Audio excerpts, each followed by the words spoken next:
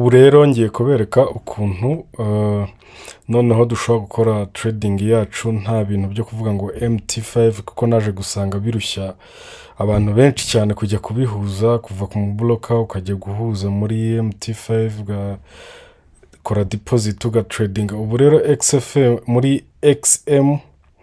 muri XM honyine ushobora gukoramo trading yawe ibintu byose ukabikoreramo utiriwe uvamo. Ugiye kujya muri telefone yawe rero uza ushake application ya XM, niwo mubloka njye nahisemo gukoresha, nabonye akora neza rwose, nawe uzamugerageze.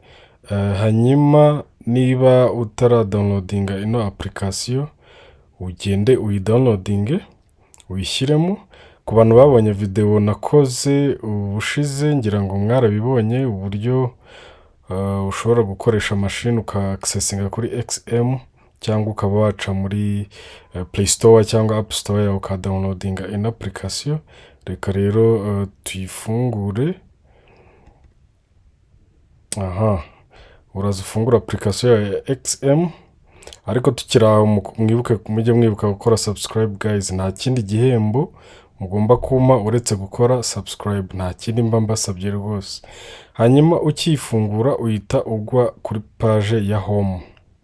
Uri kuyibona hano ni home. Hano dufitemo market, hano dufitemo trades, competitions n'ibindi hano. Ariko iby'ingenzi ni ibingibi dufite ahangaha. Nuvuga ngo ngewe iyi sinzana kuri account yanjye ya demo, ariko mfite n'iya Rio njya nkoreraho. Urabona iyi ni demo, iyi ni Rio.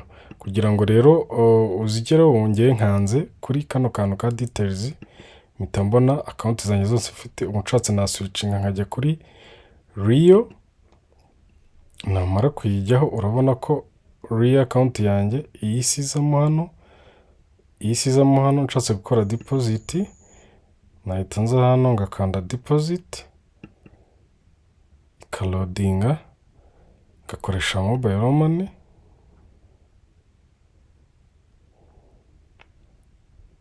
Narangiza hano nkaza gushyiramo nimero zanjye za telefone, ngashyiramo amount nshaka gukora deposit, wenda tuvuge ni 30,000 bingana n'amadolari 20.31. Ngikanda deposit hano bahita banyohereza aga prompt, nkahita nshyiraho umubare w'ibanga, aya madolari akahita aza kuri account yanjye hano. Ariko ibyo ngiye kubereka ngiye kubiberekera kuri demo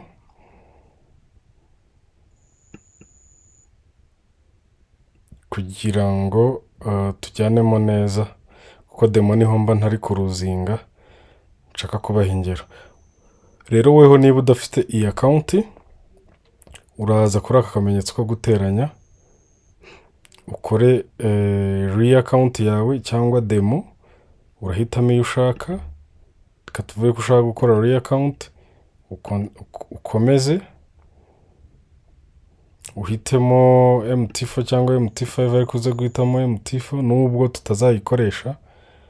Ukore continue, hanyuma uzihitemo standard account. Ikiza cy'iyi standard account nuko iyo uyihisemo buri deposit ukoze, niba ari nk'ari amadolari 20 ukoze deposit, bahita bakongera indi bonus y'andi madolari 20, none ugakora trading ufite amadolari 40. Ukore ino standard account ukomeze, nawe uraba ufite account imeze nk'iyi ngiyi iri standard account. Nushaka gukora demo ukore plus hano,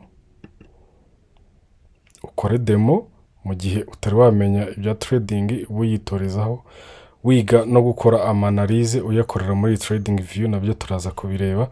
Hanyuma ikintu cya mbere rero ngiye kukwereka uburyo wakwisanisha n'iyi application. Ukifungura umaze gukora ino account cyangwa usanzwe uyifite, uhita uza hano kuri market. Ubu twari turi muri home page, turi kuri page ya home, tureza tuza hano kuri market. Numara kuza hano kuri market, urahita ubona iyi watchlist. Reka ngewe nze nyikuremo kugira ngo itabajijisha, nzaza no kukubwira impamvu yayo.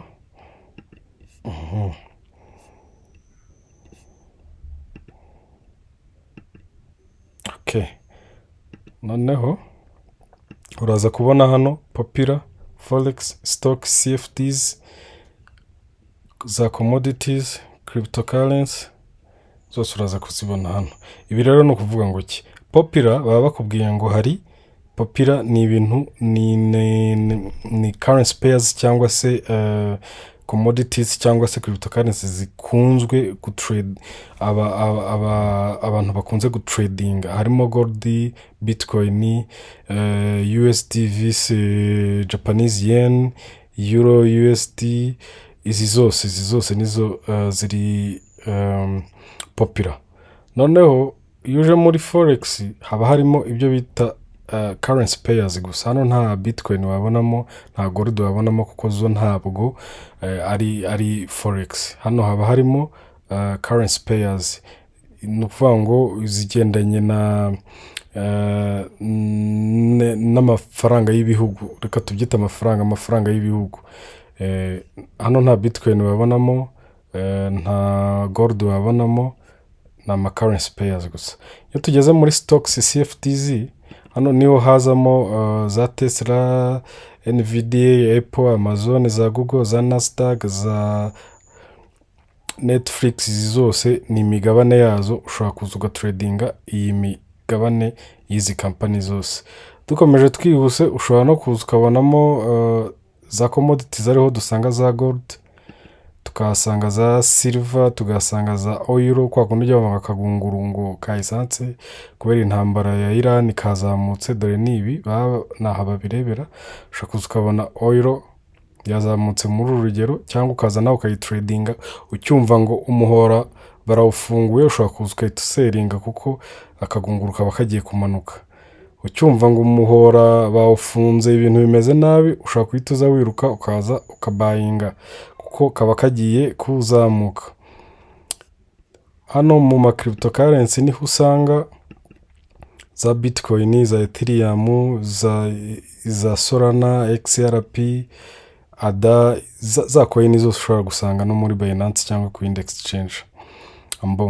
Noneho rero reka tuvuge ngo akenshi izikunze kuba traded ni za ziri za popular. Harimo iyi bitcoin, harimo gold, harimo euro, USD, nizo abantu bakunze gutradinga. Rero uza kuri aka kano kameze nk'agakaramu kugira ngo utazajya wirirwa ujya gushaka izo ukunze gutradinga cyane kure.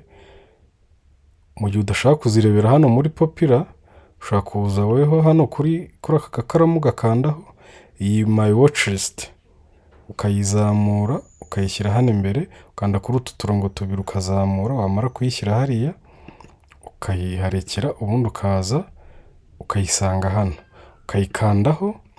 Izi nizo ngewe nashyize muri zo nkunda gutradinga. Ugakanda hano kuri add instrument. Urabona nk'iyi gold iratikinze, ushobora nawe kuyitikinga ukayishyiramo, ukaza ukareba wenda ni USD, Japanese yen, nayo ukavuga uti nzajya nyitradinga, ukayadingamo. Za zindi zose wadinzemo, iyo ugarutse uraza ukazisangaho. Izi zose noneho bikagufasha kujya uzibona hafi. Ukanda kuri market uhita ubona my watch list, uhita ukanda wenda reka tuvuge ko ugiye gutradinga gold, uhita ukanda gold ikahita ikuzana kuri chart yayo. Ariko kugira ngo tubone chart yayo neza, uhita uza ugakanda kuri aka kantu akangaka, ukahita ukandaho, noneho ukahita ubona chart ya gold neza. Aha rero ntabwo ngiye kubigisha ibijyanye na analyze, technical analysis, fundamental analysis, sentiment analysis. Izo zose ntabwo arizo ngiye kubereka, ahubwo nagira ngo mwisanishe n'uburyo washobora gukora trading utiriwe ujya mu bya MT4, MT5, uri muri application imwe, bikagufasha cyane. Ukigera hano rero nibwo ushobora gufungura trading view yawe, ukaza urabona turi kuri gold, nanga turi kuri gold. Aho igeze hano ni naho ibigeze hano, byose biba biri kujyana. Ndi muri time frame ya 15 minutes. Noneho wowe ukaza ugakora za analyze zawe zose, ukoresha trade lines, ukoresha bino bishushanyo byose. Wamara gufata umwanzuro ukoresha n'ama time frame yawe yose bitewe na trading strategy yawe, niba ari swing cyangwa niba ari scalping, ibyo byose niba ari cyangwa ari ibyo byose wamara kubireba ukavuga uti tuvuga uvuye hano umaze kudecidinga yuko ugiye kubayinga, reka tuvuge ko ugiye kubayinga, uraza hano ukore bayi. Umara gukora bayi barahita bakubaza urashaka gukoresha iyihe lot size. Muri gold biterwa n'ibishoro byawe, ushobora gukoresha 0.00 0.01 0.1 cyangwa ugakoresha 1, biterwa n'igishoro cyawe. Ariko abantu benshi kuri gold kuko iba ifite volatility cyane ukunda gukoresha 0.01, making sure ko iri muri lots, kuko irimo hano muri quantity ushobora kwereka ibintu 1 troy ounce bikagucanga, ariko terimo imenyerewe ni lots. Noneho reka rero dupressing order ko tugiye kubayinga. Dupressing the order, tugiye pressing order bahita done, you have bought 1 gold at ku giciro tuguriyeho.